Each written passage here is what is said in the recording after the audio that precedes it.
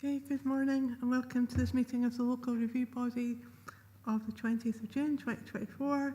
I can confirm that the meeting has been properly called and is quorate. Can I first ask members to appoint a chair for the meeting, please? Councillor Bretty, you put your hand up. Yeah, I would like to be first to nominate Councillor Dryburgh. Thank you. Councillor Dryburgh.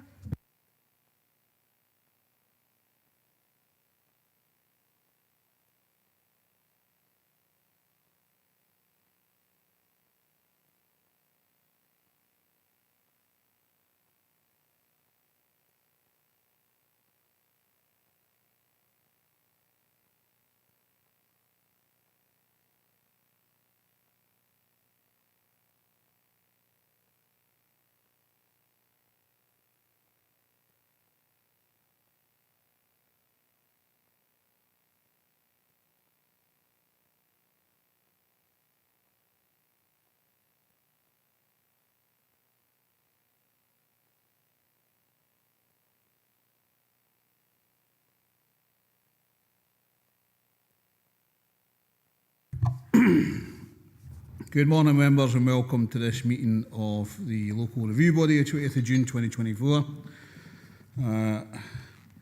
This meeting is being live streamed and recorded, and the recording will be made available on the Council's website for public listening. Remote participants, please follow the good practice guidance, which includes muting microphones and switching off your video when you're not addressing the meeting. Write and speak in the Teams chat function when you want to contribute. No material should be posted in the chat function if it's intended as part of the discussion. The usual standing orders apply, including that any votes will be undertaken by roll call. All members should speak clearly and directly into the microphone when making contributions, and when referring reports, please provide reference to the relevant page and paragraph to allow everyone to follow. Item 2 is the sedent apologies and the Chair's approval of members' remote participation. Claire, can you provide the sedent apologies, please? Thank you, Chair. We've currently got 5 members present, 2 in the hall being yourself and Councillor Giusti, 3 members on Teams being Councillors Beretti, Davis and Thompson.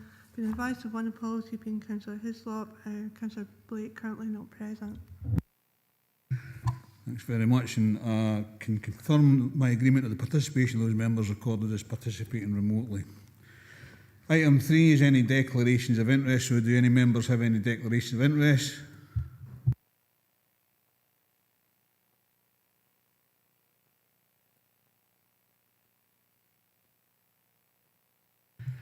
I'll take that as a no.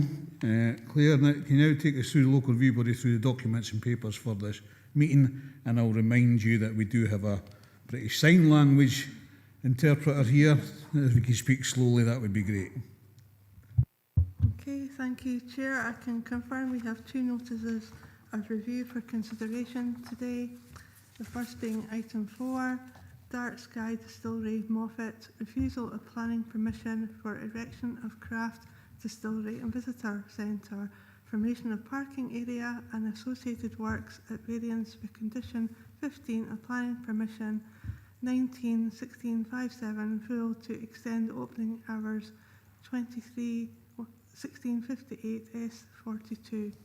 So in your papers you've got the usual documents. You've got your notice of review, report and handling, observation of the appointed officer on the applicant's agent notice of review, the planning application form, decision letter, relevant extracts from Dumfries and Galway Local Development Plan 2 and National Planning Framework 4.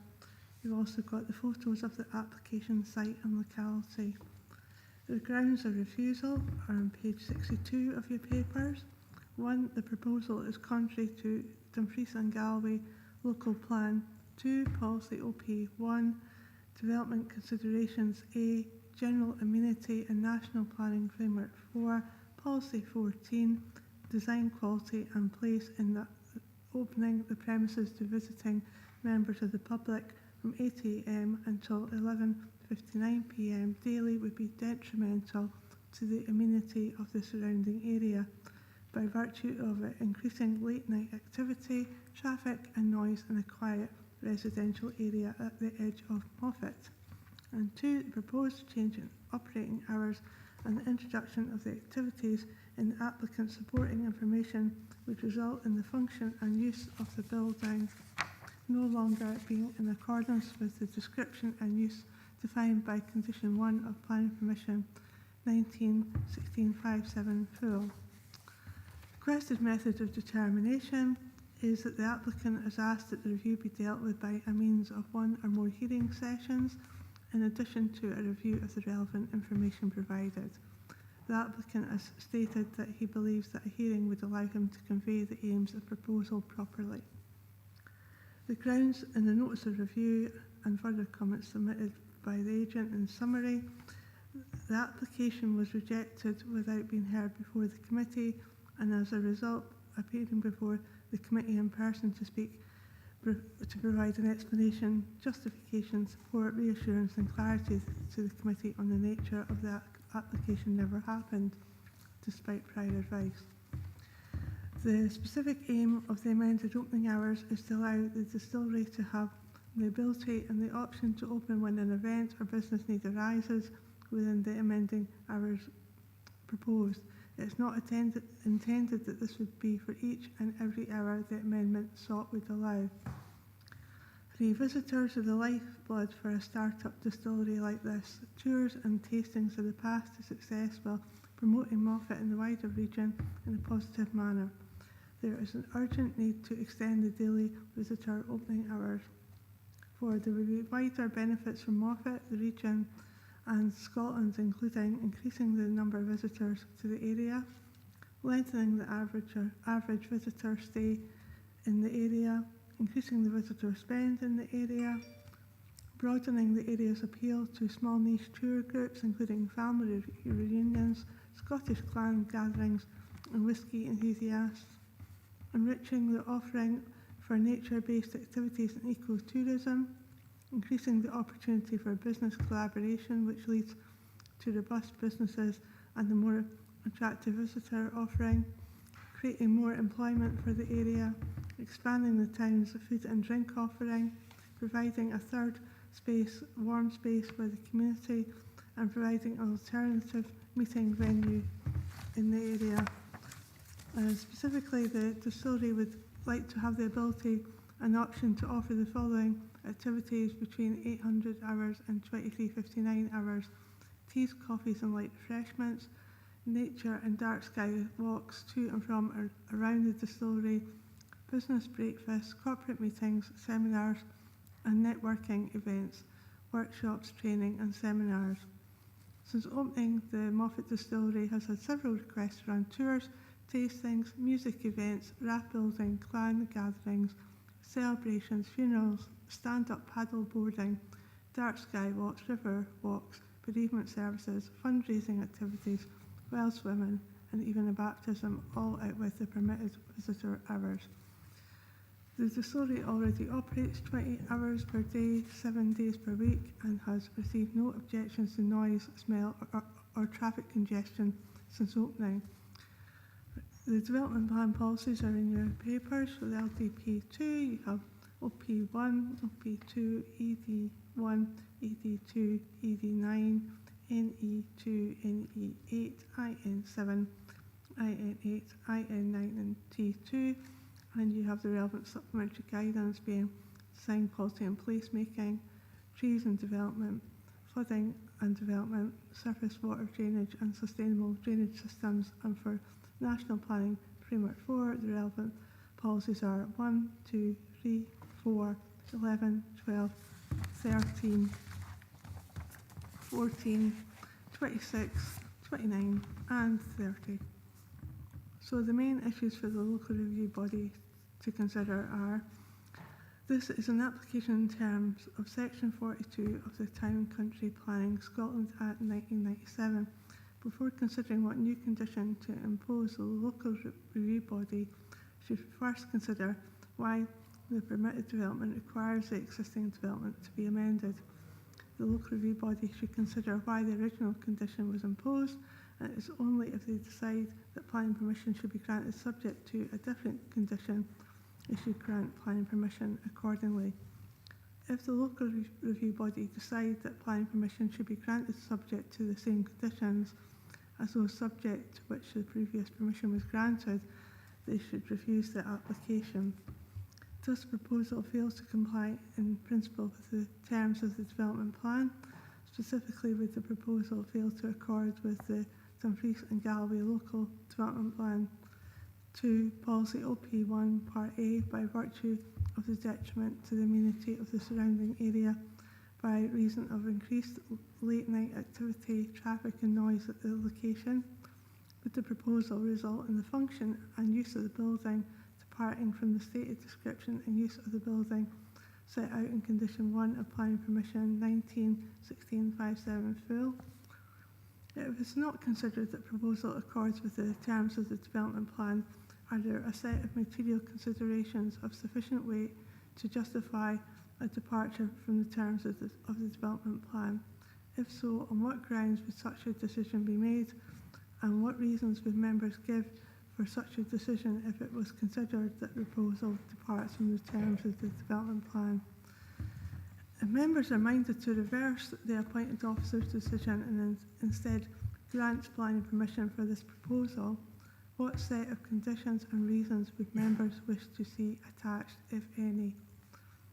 If members are minded instead to vary the terms of the appointed officer's decision and make reference to the relevant determining development policies beyond those stated within the delegated report and the decision notice, what changes to the specific reasoning for the decision would be required, and which additional policies, if any, would be referenced? So, having outlined your documents, it now falls to the LRB to determine whether it has sufficient information to consider the review. It's confirmed that there will be no representations from any party heard today. You have the following options. You can decide if you have sufficient information before you to enable you to make to determine the review today. Request further information in the form of written representations. The LRB would be required to state precisely the information it was seeking and who must provide it. Resolve to hold a hearing, again specifying who would be invited to speak and on what matters. Resolve to hold a site visit, accompanied or unaccompanied. This can be done in conjunction with any of the above, but would obviously not allow a decision to be made today. And if the local review body resolves it has sufficient information and that no further procedure is required, then the local review body has the full powers to uphold, reverse or vary a determination. The decision notice will include a statement of the terms in which the planning authority has decided the case reviewed.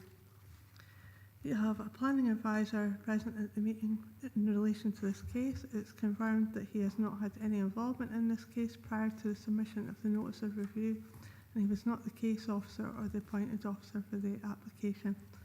He is here purely to provide independent advice as needed on matters of planning policy, law or process to the local review body. We also have a solicitor present here today, and she will act independently if the local review body require any specific advice on matters of law.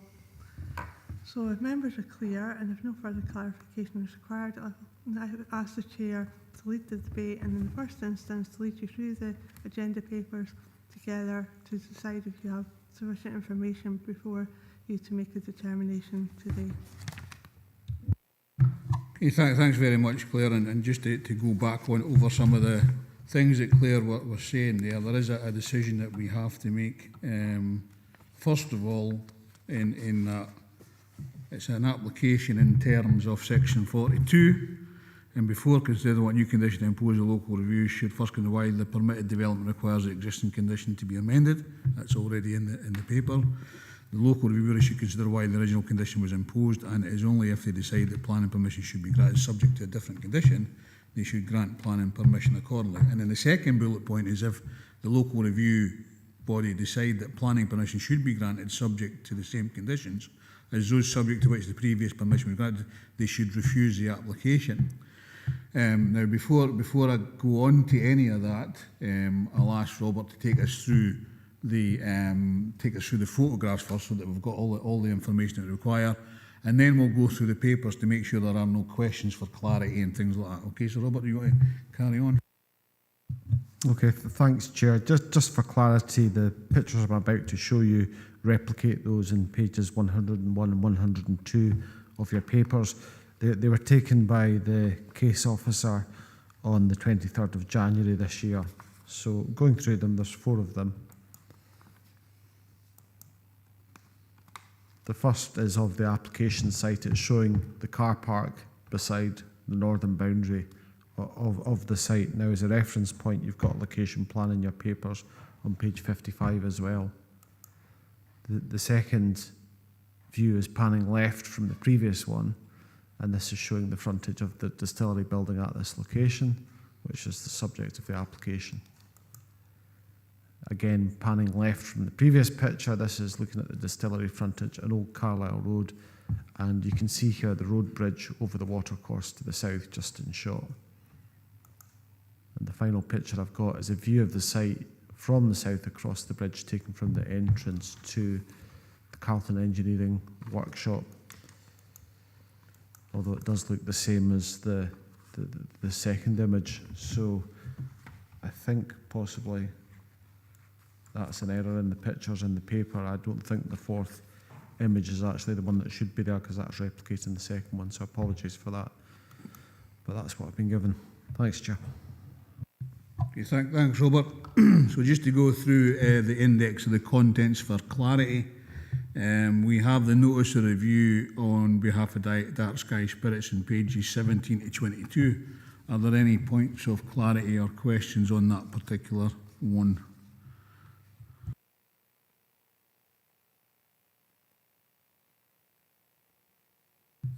Councillor Bretty. Yeah, thank you, Chair. Looking through my pictures on the book, the same mistake has been replicated, and the images are woefully poor to actually see. So the images that Robert has put up there are the first times I've actually seen a clear image. What isn't there is the overall view of the entire site from a bird's eye point of view, because I think that is something which would have been useful. Because although this site has a building destined, I would like to see where exactly within the overall site that's going from a bird's eye view. So if you go to page 55, Councillor Bretty, you will get a bird's eye view of the Moffat Distillery on that one, which was done by the UK planning maps.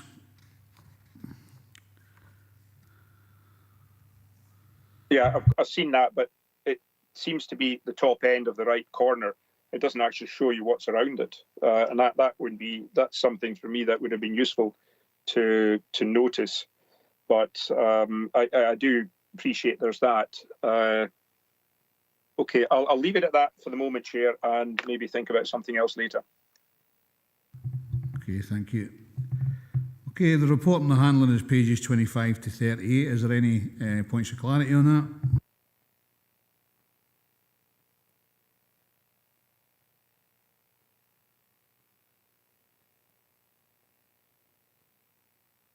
Okay, there's observations of the point officer in the applicant's agent's notice of review, which is pages 41 and 42. Is there any points of clarity on that?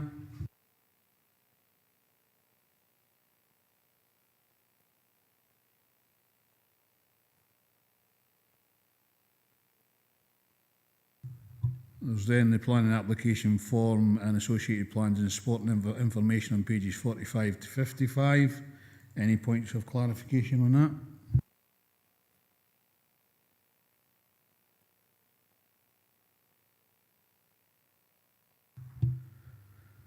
There's then the decision letter from Dumfries and Galloway Council dated 26th of February 2024, which is pages 59 to 62. Any points of clarification on that?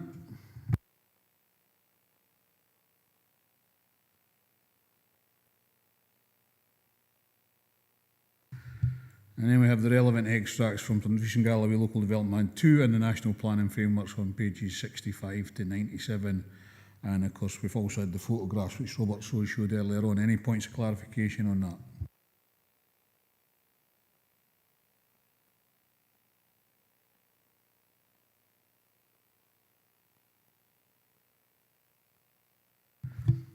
No? Okay, so let's go back to the assessment by the LRB. Obviously, if the local review body decide that planning permission should be granted subject to the same conditions as those subject to which the previous permission was granted, we should refuse the application and ask the applicant to reapply. It is my opinion, after reading the papers, and this is only my opinion, I'm open to hearing from everybody else, that I would agree with the officer's recommendation in this particular part, that if we are expecting the permission to be granted subject to the same conditions as those subject to which the previous permission was granted, we should refuse the application. But I'm open to members to see if they are of any other mind.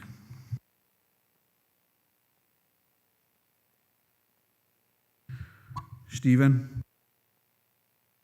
Thanks, Chair. Yeah, I mean, I've got a sympathy with what the applicant's trying to do here, but I think in the original application, there was no, I don't think they specified in the original application what the planned opening hours would be, and then that was obviously set from 9 to 5 in terms of visitors. I think that it operates out with that internally, but in terms of the sector, across Scotland, for example, I know distilleries will open, maybe they'll have a seasonal opening arrangement, and I'm just saying this just now because I think it might be an opportunity for the applicant to come back maybe with a more specific application, because clearly there is an interest in developing business, particularly during the summer months for tourism.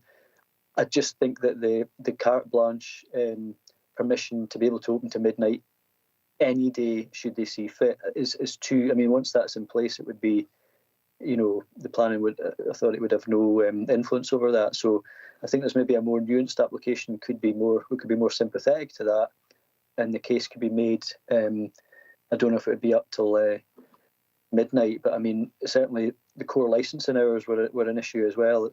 So I think on the basis of what we've got in front of us, I can't see a good reason to go against the original recommendation. But notwithstanding that, I think the applicant could come back looking at across the sector in Scotland and just sort of looking at sort of variable opening hours through the seasons. Thank you. Thanks, Councillor Thompson. I should have said rather than Stephen. I've got to remind myself. I've got to see your names by means. So next it's Councillor Baretti. Thank you, Councillor Dryburgh. Chair. One of the things that I would have liked to have asked if there had been an applicant is how much are they looking at the dark sky side of this proposal to encourage people to come here, because if you're doing astronomy, there's no set time. You might start at 5 o'clock in the afternoon and finish at 5 o'clock in the morning.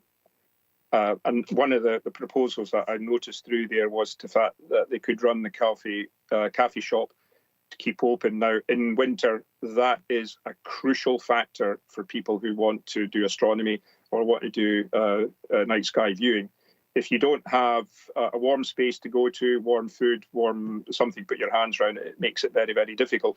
So I can see where they're coming from. The opening up to midnight, I would, after what I had just said, I would have seen that acceptable if they're only just doing tastings or anything like that for corporations. I do appreciate what you said and what Councillor Thompson said, that it could have been better structured, this application. As far as the noise is concerned, I would hope that the road is fully metalled. Therefore, cars are not going to make that much of a difference on that surface.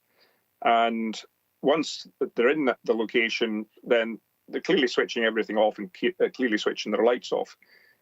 So I'm a bit dubious. I almost erring towards accepting, but I would also like to hear the other councillors' points of views. Thank you, Chair. Thank you, Councillor Beretti. We do deal with the applications that are in front of us, and there isn't anything there about the dark skies as far as I'm aware. I'll ask Robert to clarify that. Thanks, Chair. I think the key thing is, as summarised in the clerk's notes, this is a Section 42 application. There is a planning permission that was there. It was granted at Planning Applications Committee back in January 22, and there was the restrictive condition put on, which is condition 15. So the application that is in front of you today, when it first came in, there was a planning application form and there was a supporting statement, which is on your papers in page 53. So it's intending to effectively vary the conditions. So issue a new planning permission with a different condition 15 to extend the opening hours. So when the case officer dealt with this, the supporting statement that was relied upon was the one on page 53. And there was also a planning application form submitted on the 7th of August, pages 45 to 51 of your papers as well. Beyond that there was further information provided by the agent on the 13th of September 2023. So that's in pages 37 to 38.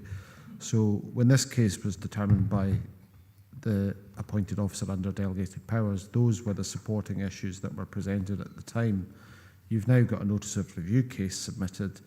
There is another supporting statement that appears on pages 21 to 22. So although the change to the condition doesn't specify the range of activities, between those documents you can see what the range of activities are that the applicant intends to use the extended opening hours for, if you like.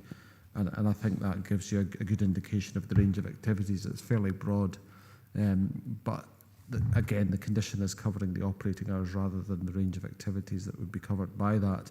The other thing in relation to the comment about roads and the road safety issues, the comments of the Council's Roads Planning Team Leader appear in your papers at page 33, dated the 4th of September, and they've got no objection to the application.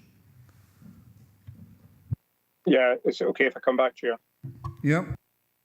On page 53, in the first, second, third, fourth, fifth, sixth paragraph down, it does say dark sky walks. So what they are probably looking at is their intention was to increase the range of the current dark sky status of the region and use that. So, but that's obviously a summary or a supposition from my point of view. But it does actually mention dark skies in various parts. But the dark sky walks, well, if you've got the zone and you've got the location, then why not use it? But I do accept that what Robert has said. But that's thing for me, Chair.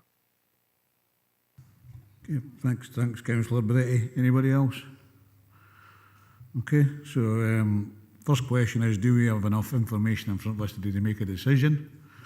And if that is the case, I would suggest that we go, if the local review decides the plan permission should be granted subject to the same conditions as those subject to which the previous permission was granted, we should refuse the application as is stated in the report.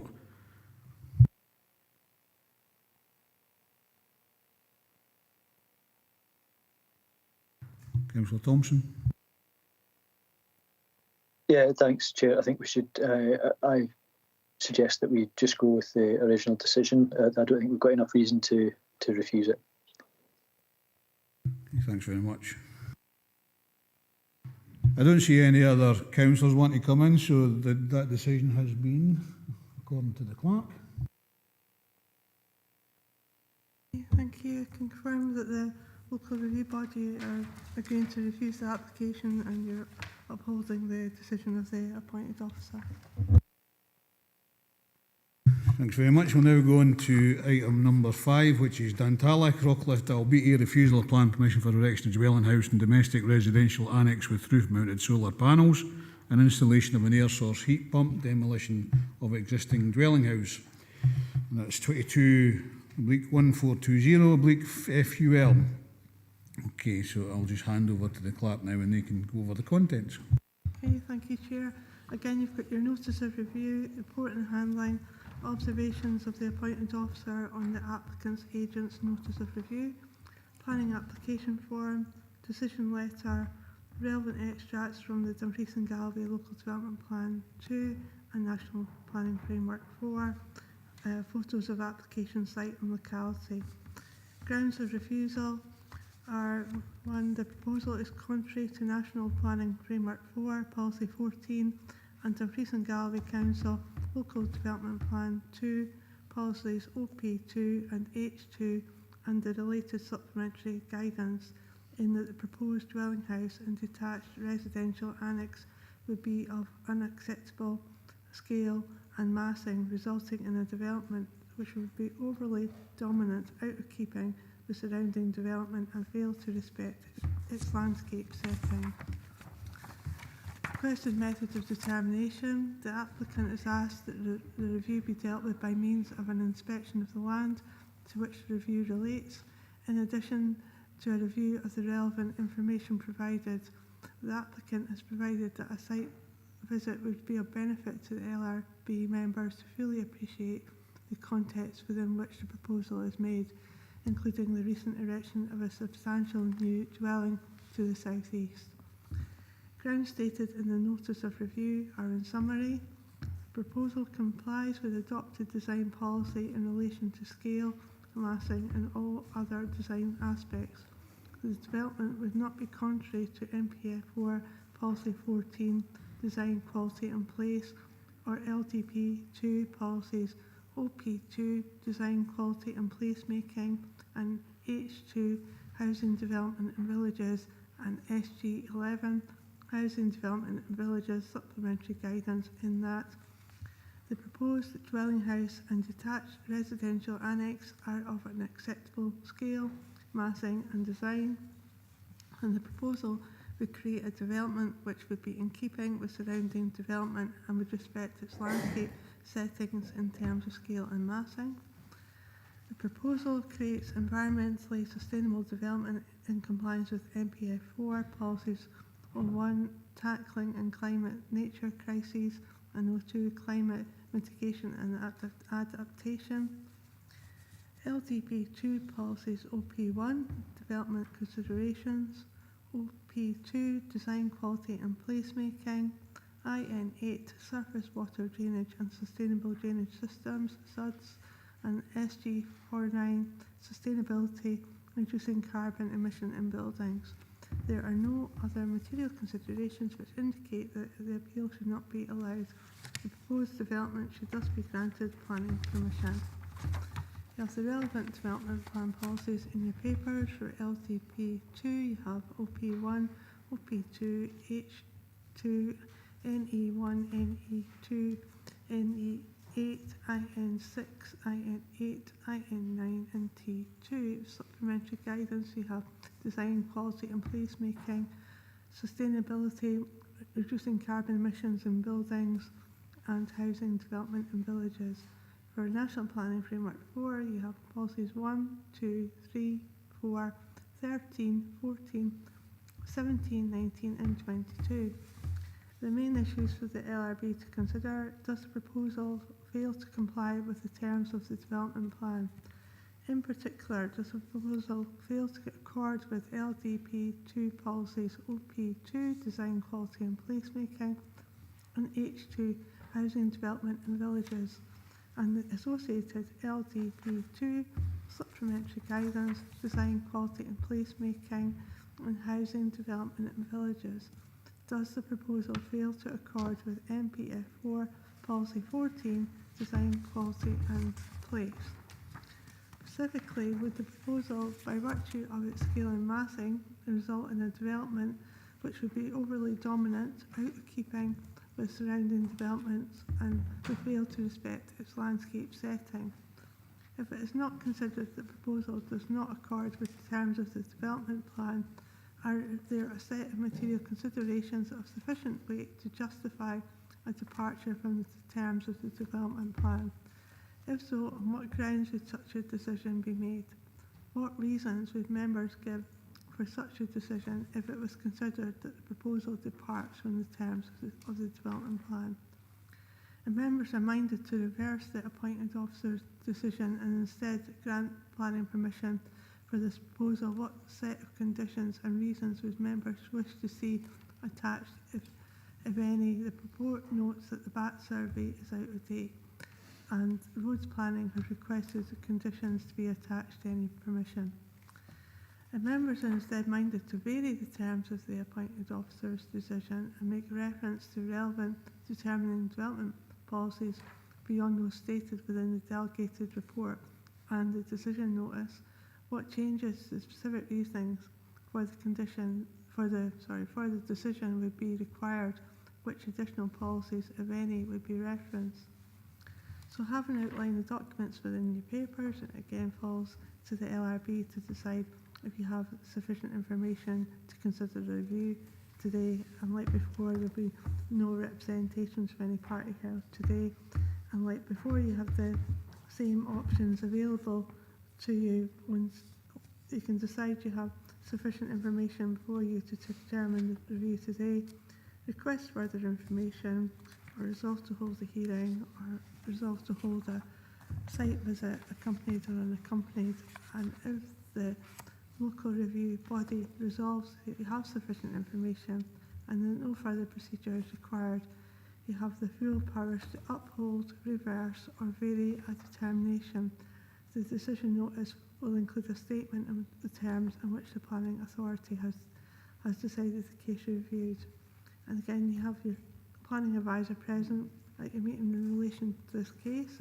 Again, it's confirmed that they've not had any involvement in this case prior to submission of the notice review, and it's not the case officer or the appointed officer for the application. Again, here to provide independent advice as needed on matters of planning policy, law or process to the LRB. And again, you have the solicitor present who will act independently if required and any specific advice on matters of law. So members are clear. Again, I'll ask the chair now to lead you in the first instance through the agenda papers together, so you can decide if you have sufficient information before you to make a determination today. Okay, thanks, Claire. Again, I'll ask Robert to go through the photographs of the particular application in front of us so that we've got the fullest of information. So, Robert, I'll hand over to you. Thanks, Chair. Just for the avoidance of doubt, I'm about to show you 5 photographs. These also appear in your papers on pages 291 to 293. They were taken on 26th of October 2022, shortly after the application was submitted. Before I show you these images, I should also mention there's a planning statement of the 21st of July 2022 that appears in pages 171 to 177 of your papers. It also have pictures that have been submitted by the applicant's agent. And there's also the supporting statement in relation to this notice of review. That also includes pictures by the applicant's agent, and those pictures appear in pages 115 to 135. So you might find those helpful as well. But I'll show you the pictures that have been given by the case officer. And the first one shows a photograph of the existing dwelling house. You can see it's a single-storey hip-roof house with crystal windows. And for the avoidance of doubt, it's proposed to replace this dwelling house by a new dwelling house, which is the key component of the proposal. So you've got the existing garage, a detached flat roof structure next to the existing dwelling house. You've got a view here looking from within the application site eastwards towards the C23S public road, which you can just see in the middle ground on the right hand side. And that kind of serves, that links to the main A-class road, the name of which escapes me at the moment, but it links to Rockcliffe to the south. And then you've got a view from the application site. It's looking similar direction. I think this will be looking kind of northeasterly, and it's towards a new dwelling house, which is referenced by the applicants in their submission. And the final image I've been given is a view towards the existing dwelling house, which you can see on the left-hand side there. This is just from the kind of road end, if you like, with Murrayfield, which is on the left there. You can't actually see the location of the new dwelling house in this, but this dates back to April 2021. You're looking towards the Solway coast there and the Firth. So this is the main access route to Rockcliffe from the A-class public road. So again, kind of approaching the kind of middle ground there, you can see the hip roof dwelling house, and that's the application site you're looking at here. Okay, thanks very much, Robert. So we'll go through the different pages within the report, folks. So we've got the notice of review dated the 6th of March. On behalf of Dr J Charlton and Dr M Donoghue, which are the applicants and received on the same days, which is pages 109 to 151. Any questions or challenges or points of clarification?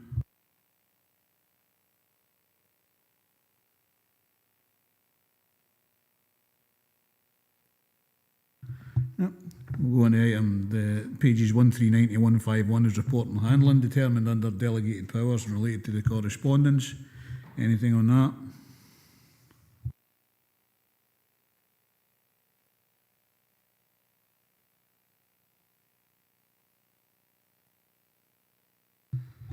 We've then got pages 153 to 158, which is the observations of the appointed officer on the applicant agent's notice of review.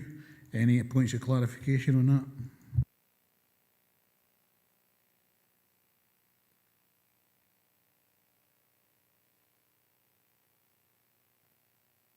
We've then got pages 161 to 247, the planning application form submitted on 29th of July 2022, associated plans and supported informations. Any points of clarifications or questions?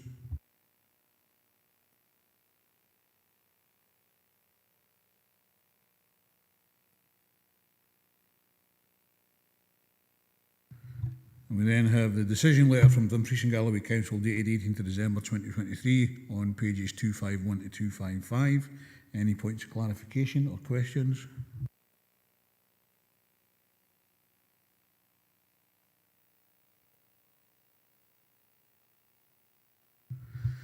We then have the relevant extracts from Dumfries and Galloway Local Development Plan 2 and National Planning Framework on pages 259 to 287. And the photographs that Robert just showed us on 291 to 293. Any points of clarification or questions on that?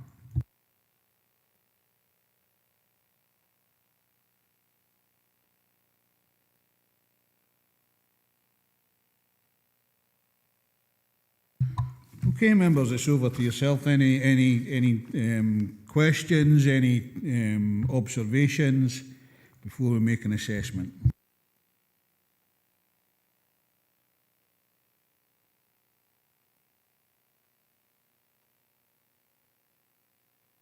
Okay, if there isn't any questions or observations, I think we have got enough information. Oh, sorry, Councillor Beretti, just came in last minute there.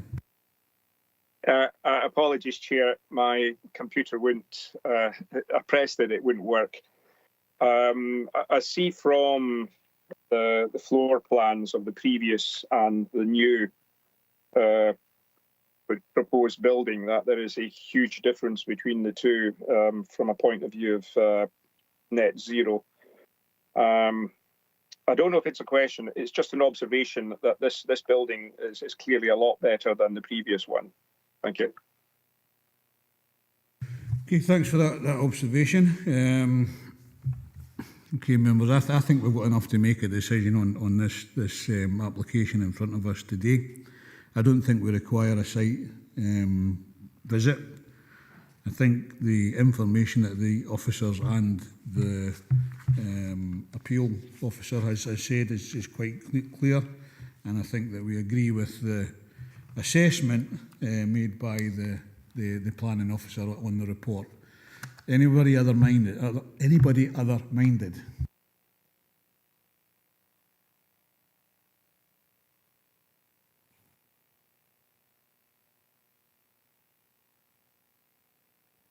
If that is the case, then I suggest that Clark will advise us what the... Oh, sorry, who's this? Councillor Beretti?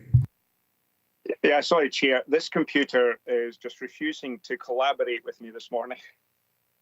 I'm a bit struggling because the applicant has asked to get rid of what I would consider an extremely poor quality building energy-wise and replace it with what is nearly state-of-the-art, not quite passive house, but it's pretty impressive from the designs and the proposals.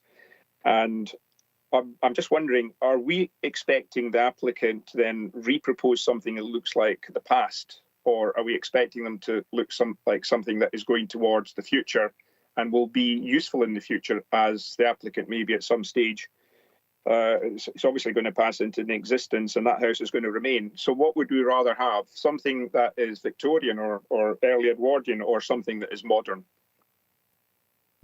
We have to make a decision on the papers in front of us today. It's not up to us whether the applicant reapplies through a planning application. That would be down to the applicant themselves, Tony. So we've got to make a decision on the thing in front of us today. I've made a suggestion that we go with the planning officer's recommendation, as is stated in the papers.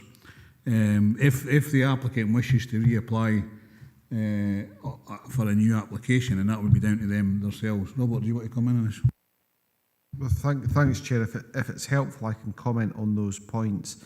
From looking at the appointed officers report, which appears in your papers from, let me get this right, pages 139 to, I think it's 145 or thereabouts. When you look at paragraph 4.18, it recognises the energy statement that's been submitted, and it recognises that the proposals include passive features to reduce energy requirements and active systems to meet energy needs and reduce the carbon footprint of the house. So that's not a difficulty. That is encouraged now in terms of policy. So from that aspect, there's no difficulty with the proposal, and it's not one of the reasons for refusal. In trying to understand the decision, I think it's important to look at the reason that's there in page 145. Now, I realise that the applicant and the agent don't agree with that decision, which is why the case is in front of you today. But in terms of trying to make sense out of it and what the way forward would be, my advice would be to try and address the issues that are identified within that, in the sense that the concern is in relation to the proposed dwelling house and the detached residential annex.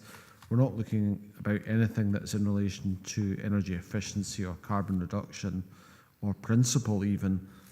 It's simply that the case officer here and the appointed officer who's made the decision on behalf of the council thinks the scale and the massing are unacceptable, and they believe that it would result in a development which would be overly dominant as well, out of keeping with the surrounding development, and it would also fail to respect its landscape settings. So I think any revised proposal should try and address those issues, if you like, in any resubmission. And the applicant would be able to do that. There's maybe the possibility of entering into pre-application discussions with the case officer or the case officer's line manager, and there is a formal process to do that as well.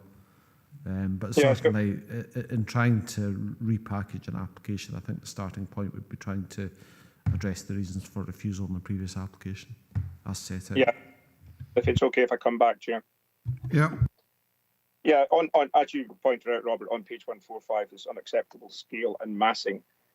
Now, that to me is something which is going to be problematic if you want to build a new building with all of the properties that have been previously said that energy reduction. It is inevitably going to be bigger and more massive than anything that we've ever built.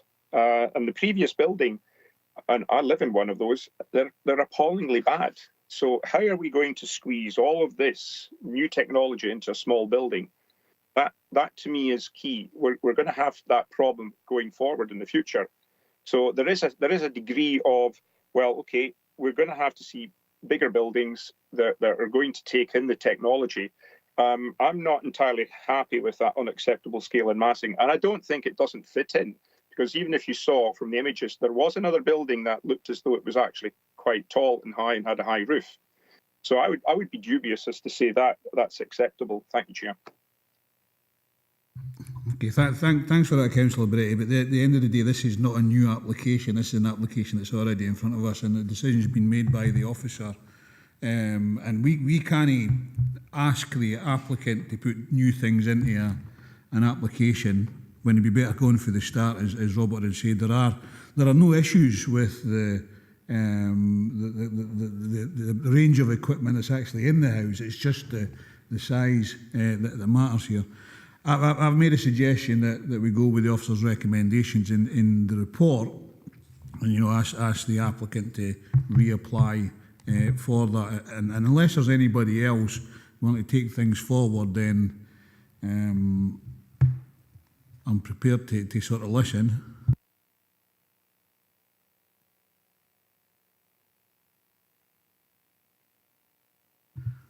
Councillor Beretti. I would like to hear what the other councillors think on this, because I don't want to be a lone voice, and I don't want to go against the officer. And I do accept that there is a possibility of the applicant rejigging the entire application to make it acceptable. But I would rather like to listen to the other elected members as well, Chair. The only thing I would say, Councillor Beretti, is that if members wish to talk, then they would put their hands up. If they didn't wish to talk, they're either agreeing with myself or agreeing with you. Sorry, Andrew's might come in. Thanks, Chair. I am sympathetic to what Councillor Beretti is saying here, but I don't have the words to put in a competent motion at this time.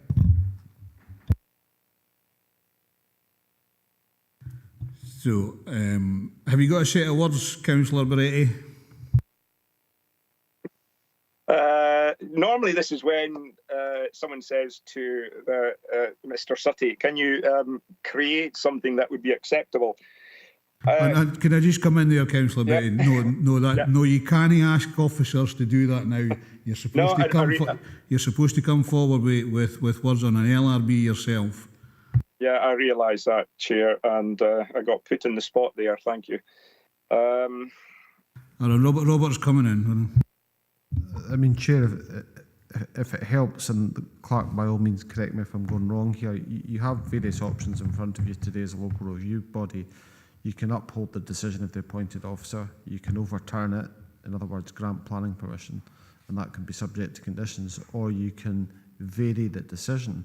So, for example, if you weren't comfortable with some elements of the wording and the reason that you're looking at in front of you, and it's on the decision notice on page 145, you can vary that. So, for example, if I'm hearing that you're not concerned about the scale and the massing, it's within your power as a local review body to change the reasoning for the decision to delete the reference to the scale and massing. But obviously that's a collective decision within your power. But all I'm really trying to say is, if you're uncomfortable with any element of the wording or the reasoning for the decision, even if it would still remain a refusal, it's within your power to change that, to vary the decision. Well, based on that, Chair, I would like to just eliminate those words, because it falls into the category of out of keeping with surrounding development. But the point that I would be seeing is that as we go forward in development of our structures, we're going to have to see these changes made. So that is how I would look at it. So I would rather accept this proposal as stands without that. So in other words, overturn the decision. If it's competent, I'll second it. I'm going to ask for legal advice on this one, because I don't think it is competent. Thank you. You would still require to see on what grounds, what policy grounds you are overturning it, because you'd be issuing a decision of the planning authority when you're sitting as local review body. So in the same way, the decision in front of you on page 145 is framed with reference to National Planning Framework 4 and also the Local Development Plan. You would have to come up with wording for that. Okay, Councillor Beretti, have you got any formal words on policies and things like that to add? Well, I'm looking at page 144 and on the sustainability of that said MPF 4 fits in with 4.18, an energy statement that the features reduce energy requirements in active systems, and I think it is based on sustainability and energy reduction. That to me is where we have to go. Can you just come back, because it's already been said that the planning application hasn't been refused on 4.18. It's been refused on size and it would be overly dominant, out of keeping with the surrounding development, and fail to respect the landscape's setting. So there's nothing in there that's not allowing this to go forward on another application. It would have to be another application, however, going forward. So I'm not happy if there is no Sorry, Laura, do you want to come in? Thank you. Would it be possible to have a brief adjournment which would allow Councillor Beretti to look at the wording of the reason for the refusal and also to consider the policies which are specifically mentioned there and consider whether he does think they are contrary? To actually look at the wording there. Okay. Councillor Beretti, so if you were given 10, 15 minutes to have a look at that, would you be able to come back and then come forward with a suggestion how you would like to move it forward? Yeah, I'm also going to ask, would my seconder be able to be on that call so we can discuss this? Because I have a proposal on a seconder.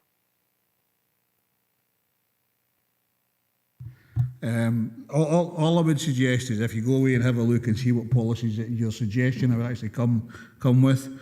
I'm still of the mind to go with the officer's recommendation within the report. But if you've got something to come forward in, and if Councillor Giusti will second that, then at least we go to a vote. Okay. Okay. Thank you, Chair. So we'll adjourn for 15 minutes. Okay. Ian, was that you? Sorry. It was Councillor Blake.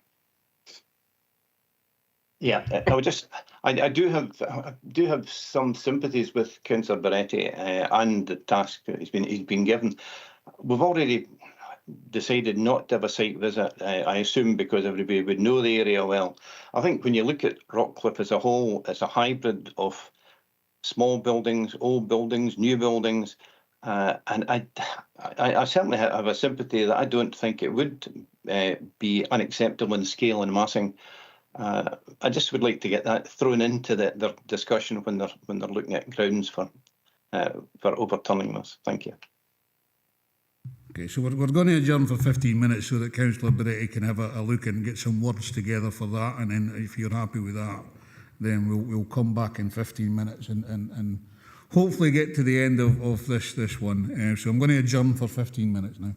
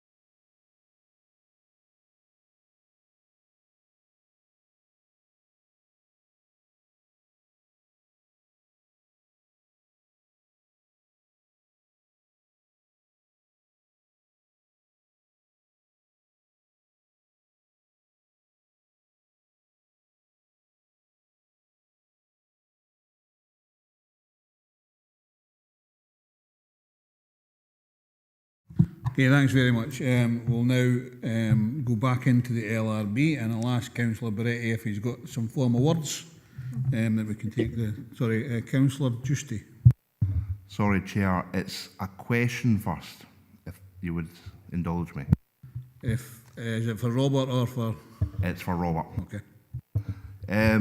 Thanks, Chair, for letting me in. My question is basically going to the reasons which are on page 145, and we look at MPF 4, Policy 14. I don't see how that is relevant here, because in Policy 14, MPF 4, it says in Section A, development proposals will be designed to improve the quality of an area, whether in urban or rural locations and regardless of scale. Can I have a response to that, please? Robert. Thanks, Chair. I mean, my reading of it, MPF 4 Policy 14, it's within your papers. My reading of it, when I move to it now, if you'll bear with me, Chair, and I'll get the page reference for you, hopefully. 83. Thank you.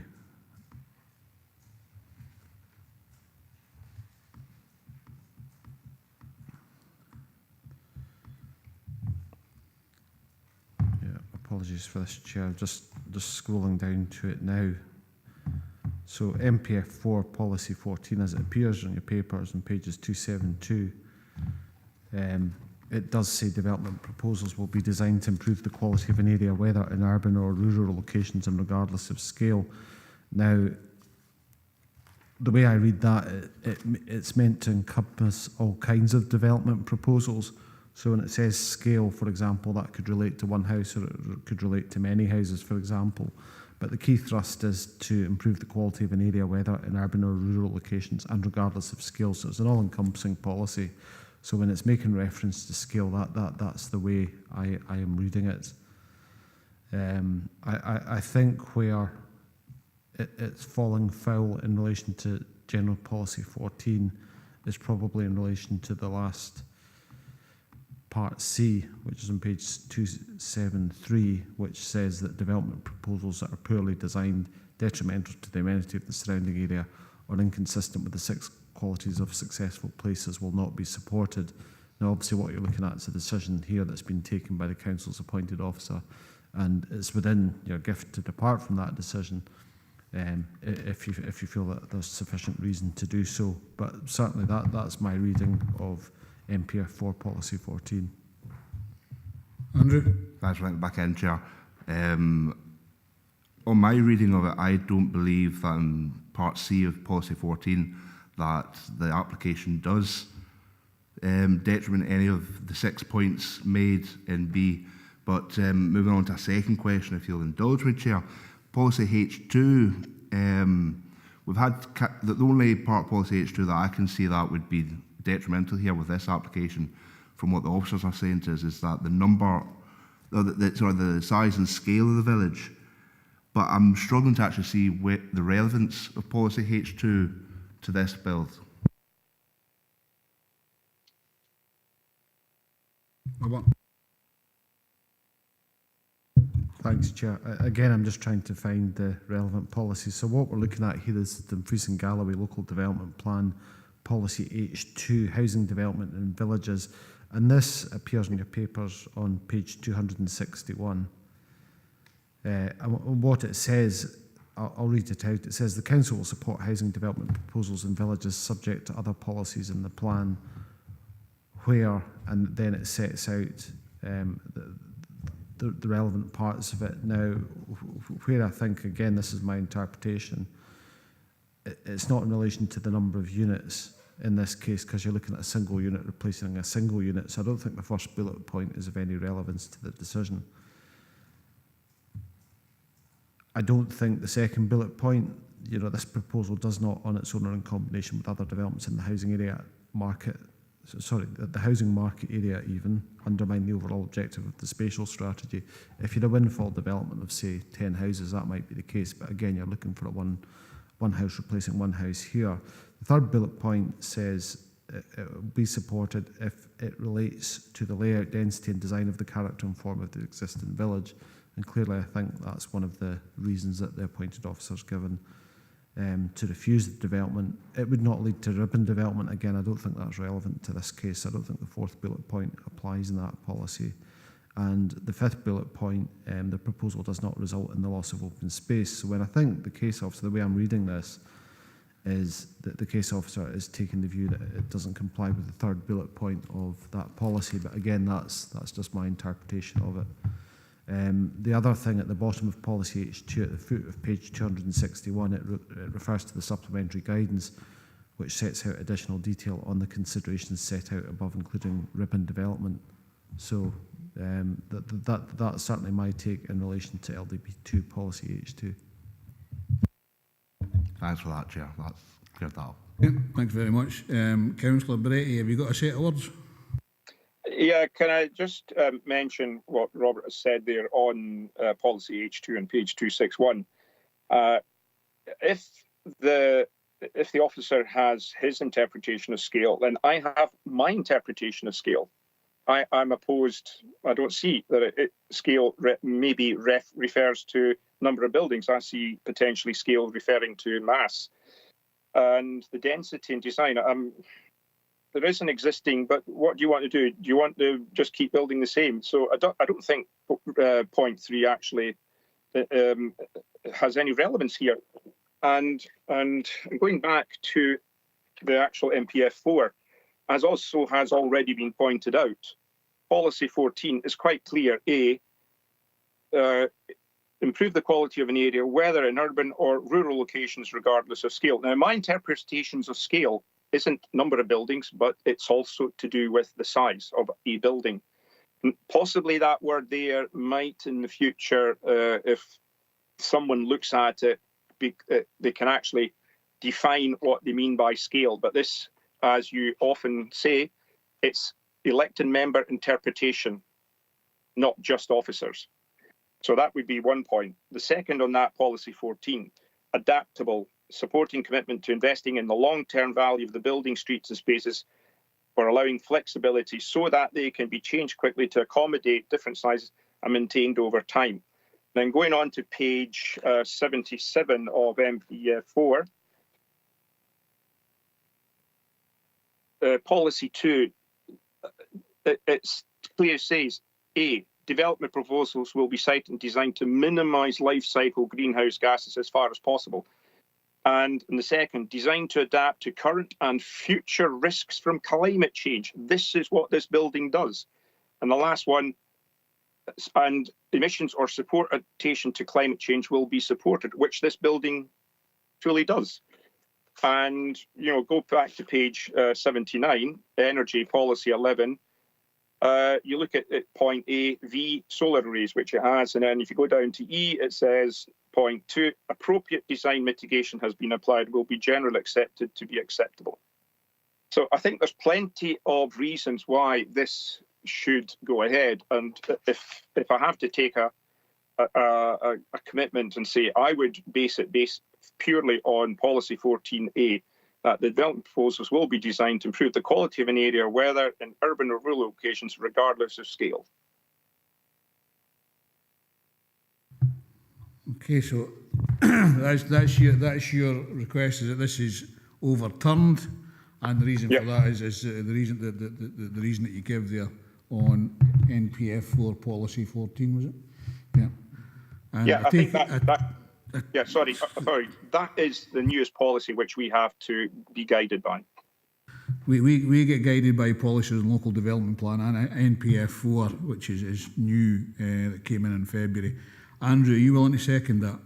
I'm willing to second that, Chair, in the sense that I take a contrary view to the officers and I would overturn based on that. I believe that all these policies are actually in keeping with this development.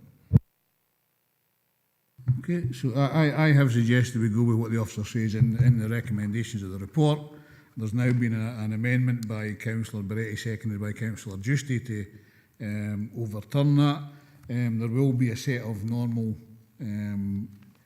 conditions, I would imagine. Robert? I'm able to provide advice in relation to that, Chair, if anyone is seeking that. Councillor Beretti, are you seeking that advice?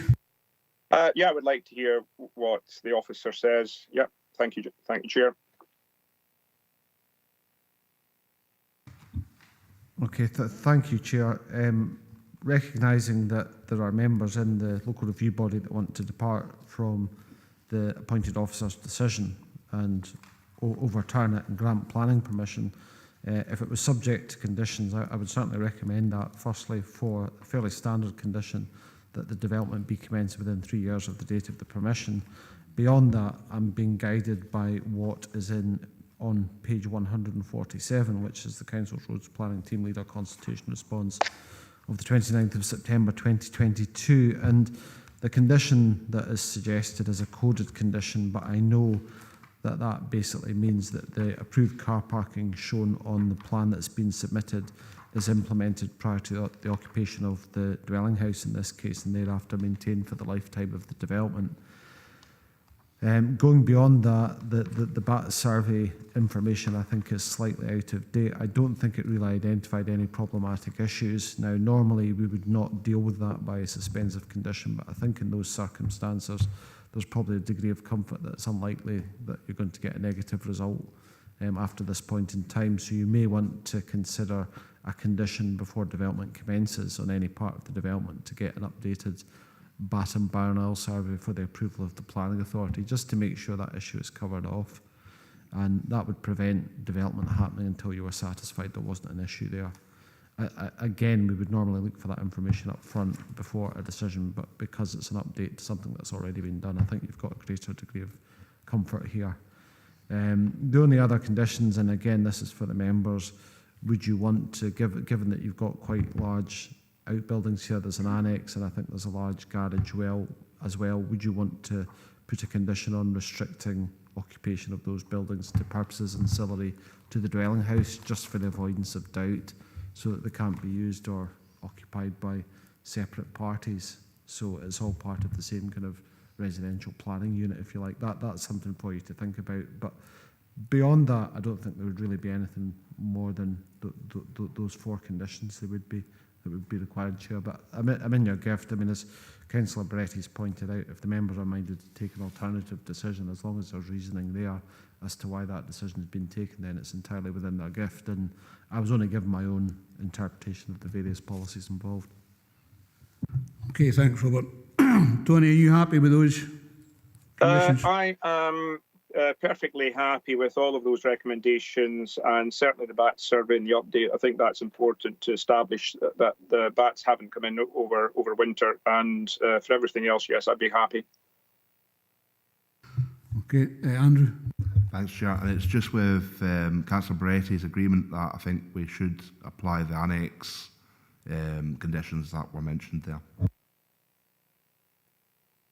Okay. Well, I am still going with what I suggested earlier on, but you are now the motion, Councillor Bretty, seconded by Councillor Giusti. I've got an amendment to say we go with the recommendations within the report. I'm not presuming I'm going to get a seconder, but let's have a look.